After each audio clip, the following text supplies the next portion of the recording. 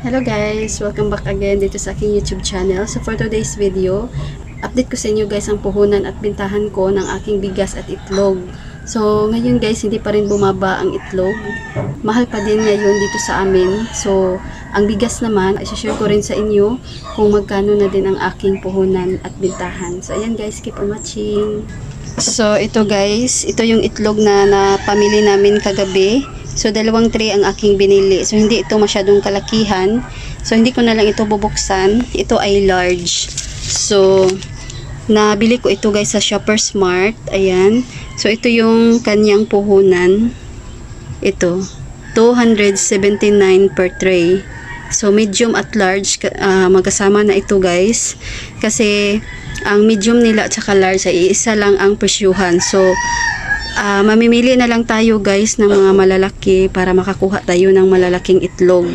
Kaya ayan, ito na yung puhunan ko ng aking itlog. Ayan, napakamahal na. So sa Alturas Mall talaga ako namimili guys ng itlog. So hindi na muna ako namimili doon kasi napakamahal ng kanilang itlog.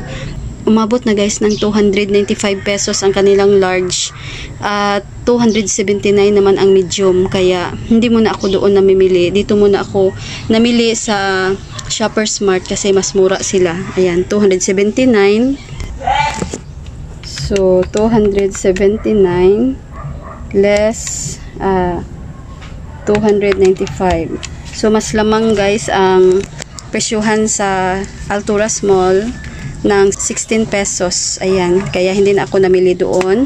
At ayan, ang bintahan ko ng aking itlog is 11 pesos. So 11 times 30. So ayan, kikita ako guys ng 330. Iles natin sa puhunan na 279. So meron akong tubo na 51 pesos sa kada tray ng itlog. So ayan, okay na rin guys.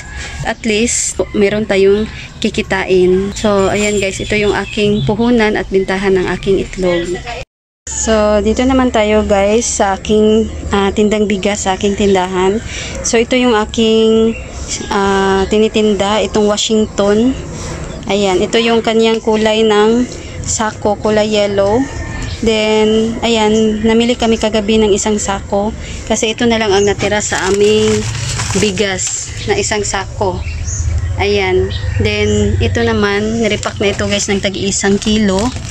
Ayan, ito madami ito guys, 1 kilo na ito. So yung 1/2 kilo na sa loob ng tindahan, dito ako kukuha pag may bumili. Then meron ako ditong mais na bigas. Ayan, tag 1/2 kilo at 1 kilo. Ayan. So ayan guys, meron ditong 1 kilo. Ayan, na bigas na mais. Ayan, nagtitinda rin ako nito kasi merong maghahanap. So hindi lahat guys ang aming nirepack. Ayan. So meron pa sa ilalim. So nilagay lang dito kapag may bumili ng 1 kilo, 1/2 kilo. So mabilis lang natin makuha at maibigay sa ating customer. So ayan guys, ito yung presyo ngayon. Ayan. So ito Washington rice.